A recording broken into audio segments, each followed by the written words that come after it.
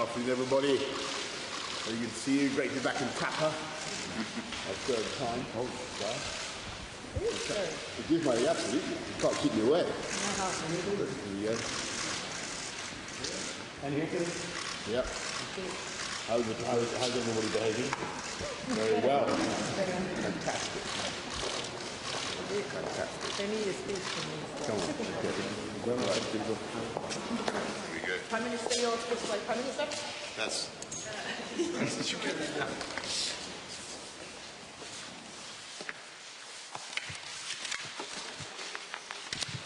Hello, dear guests, distinguished ladies and gentlemen of the press. We are very happy to welcome the Prime Minister of the United Kingdom and the Secretary General of NATO here in Estonia in Tapa base.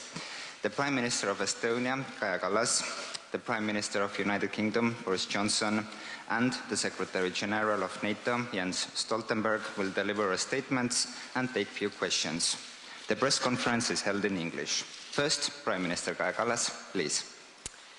Dear Jens, dear Boris, dear members of the press, this is quite an exercise, and it shows how NATO and allies work together, even making such visits happen.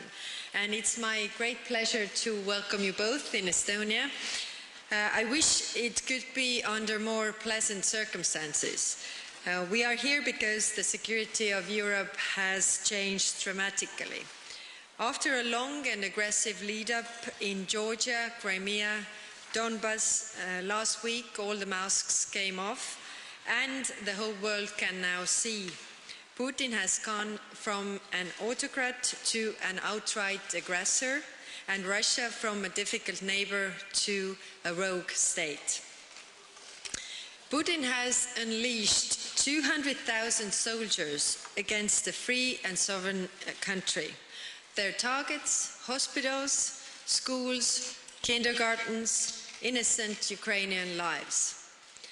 And we, unfortunately, expect to witness even more horrors, including indiscriminate bombings. We mourn all the lives lost in Putin's war. We are also seeing dangerous neglect of nuclear safety by Russian troops. We have just learned Lukashenko's troops have also entered Ukraine.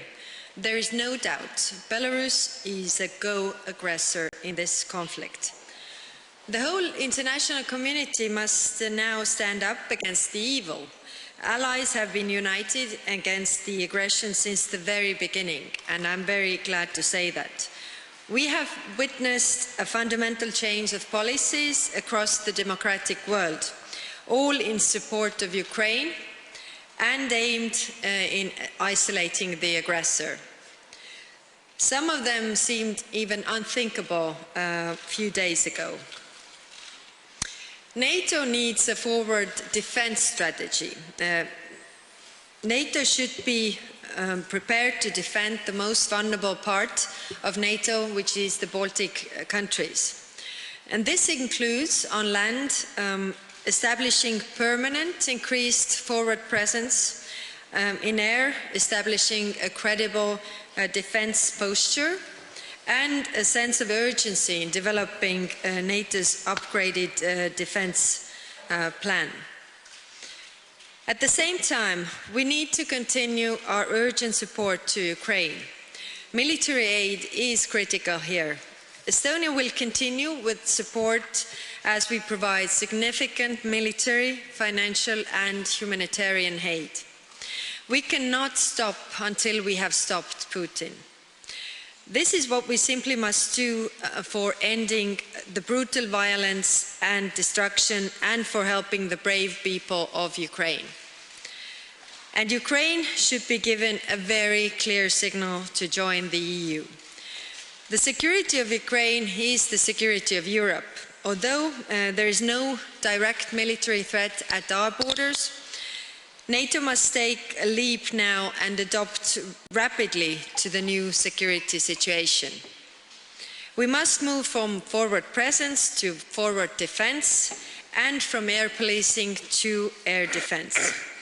I welcome the decisions already taken to strengthen the defense here. We are today in Tapa, where we can witness the real collective efforts and commitment of NATO. I would like to thank the United Kingdom and all the allies who are already present here in Estonia, and also sending additional troops to Baltic region. We must work together to help Ukraine and to strengthen our own defense. Thank you. Thank you. Prime Minister Boris Johnson, the floor is yours. Thank you very much. Well, thank you, Kaja. Thank you for your welcome. Great to see you, Jens, and great to be here again in Tapa, this very, very important mission. NATO is perhaps unique in the history of defensive alliances because it has stood for over 70 years, not for aggression, but for peace and stability. And during those years, the alliance has been tested many times in the Cold War, in the Balkans, in Afghanistan. This matters because the world has become a more dangerous and a more contested place. A few short days ago, we all stood witness to scenes we hoped we would never see again on the continent of Europe. A sovereign, democratic people fighting for their lives against a foe who wishes to subjugate them by force. As we realize the terrible extent of President Putin's ambitions, the world has been rightly united in praise for the valor and bravery of the Ukrainian people, led by President Vladimir Zelensky. And I expect, like colleagues here, I've had the privilege of speaking to President Zelensky virtually every day since the Russian invasion, and I've heard firsthand his sheer determination that the freedom his people have experienced must never be snatched away. And indeed, it's clearer day by day from the way the Ukrainians are responding that President Putin has made a disastrous miscalculation. His troops have not been welcomed into Ukraine as he prophesied, and instead the Ukrainians have mounted an astonishing and tenacious resistance. We, as the international community, have a responsibility to do everything we can to help the Ukrainians in their efforts. And that's why the UK has trained 22,000 members of the Ukrainian armed forces, and why we've provided further defensive military support to Ukraine. And we have a responsibility to all Ukrainians. That's why the UK has provided £140 million in humanitarian aid to Ukraine and to the region. It's why we've deployed both humanitarian experts and hundreds of military logistics experts to Ukraine's neighbours to help them shelter those seeking sanctuary on their shores. And it's why we've announced the first phase of a bespoke humanitarian route for the people of Ukraine to come to the UK. It's also why, alongside allies across the world, the UK has swiftly executed the biggest package of sanctions ever imposed against a G20 nation. And we've seen organizations from banks to oil companies to football leagues to singing competitions who've made it clear that Vladimir Putin and his regime must be isolated from the international community for his actions. As we support the people of Ukraine, we must also shore up our shared resilience, both to protect our people and our values. These are nothing more than defensive measures, which have been the essence of NATO for more than 70 years. And I want to be crystal clear, finally, on that point. We will not fight Russian forces in Ukraine, and our reinforcements, like these reinforcements here in Tapa, are firmly within the borders of NATO members, and they are profoundly the right thing to do. Thank you all very much. Thank you. Secretary General Stoltenberg, please. Prime Minister Kallas, Prime Minister Johnson, dear Kaja and dear Boris, it's great to be with you here at Tapa. It's great to be back, and we are here to meet the soldiers that are defending Estonia, our alliance and our values. These soldiers are keeping our nation safe and free, and we owe them a debt of gratitude. Thank you to Estonia for hosting our battle group so well and being such a staunch NATO ally. And let me also thank the United Kingdom and you, Boris, for leading this NATO multinational battle group here at the Tapa base in Estonia. and for doing so for the last 5 years, and also for doubling your contribution over the last few weeks with more British troops coming to Estonia. This really makes a huge difference and demonstrates NATO solidarity. We stand together in this time of crisis. The people of Ukraine are fighting bravely against a brutal and unprovoked Russian invasion. We utterly condemn the Kremlin's war. Allies are imposing severe costs on Russia through sanctions.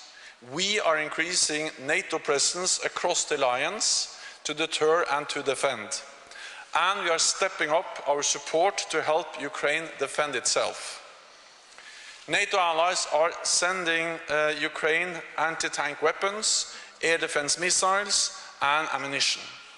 Allies are also providing millions of euros worth of financial help and humanitarian aid. I commend Estonia and the United Kingdom for the assistance you are providing to Ukraine. Over the last weeks, in response to Russia's attack on Ukraine, we have increased our defensive presence in the air, on land and at sea, with over 100 jets at high alert operating from 30 different locations, and over 120 ships from the Baltic Sea to the Mediterranean. The UK, the US and other allies are deploying thousands more troops to the eastern part of the alliance. For the first time in our history, we are deploying the NATO response force. Because there must be no doubt, no room for miscalculation or misunderstanding. Our commitment to Article 5 of the Washington Treaty is ironclad. We will protect and defend every inch of NATO territory. Credible deterrence prevents conflict and preserves peace. NATO is a defensive alliance. We do not seek conflict with Russia. Our message to President Putin is: stop the war, pull out all your forces from Ukraine, and engage in good faith in diplomatic efforts. The world stands with Ukraine in calling for peace. So, Kaja and Boris, it's great to be with you here again, and we stand together in the alliance, united in our condemnation of the Russian invasion of Ukraine. Thank you. We are now at your disposal for questions. Please state your name and media organization you are representing and to whom the question is addressed to. Please use microphone. My colleague will assist. Hello, I am Katrin Aarma from Estonian television. I have a question to Prime Minister Boris Johnson. Your country has supported volunteers who are ready to fight on the ground in Ukraine. What do you think, under which circumstances should NATO get directly involved in fighting in Ukraine? Well, thank you very much. And look, I'm going to be very clear about this because you're not quite right in what you say about supporting volunteers going to fight on the ground. The UK is not actively doing such a thing.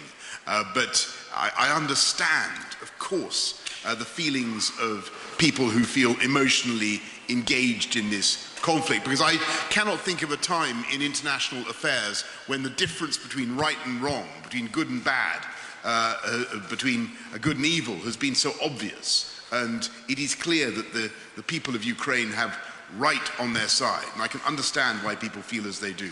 But we have laws in our country about international conflicts and how they must be conducted. And on your point, as both Kaja and Jens have stressed, NATO is a defensive alliance. I think for any NATO member to get involved actively in conflict with Russia is a is a huge step which is not being contemplated by any member, and you would have to go to parliaments and to peoples to get agreement for such a step. That is not on the agenda. What is on the agenda is offering the humanitarian support that we are, offering the logistical, the defensive but lethal military support that we are, and we're offering it in ever-growing quantities, but also the economic pressure that the West is now applying to the Putin regime. And I think one thing is clear. Vladimir Putin miscalculated two things. He miscalculated the strength of the Ukrainian resistance, and he also miscalculated and underestimated the strength of Western unity and Western resolve to ensure that Putin must fail. Thank you.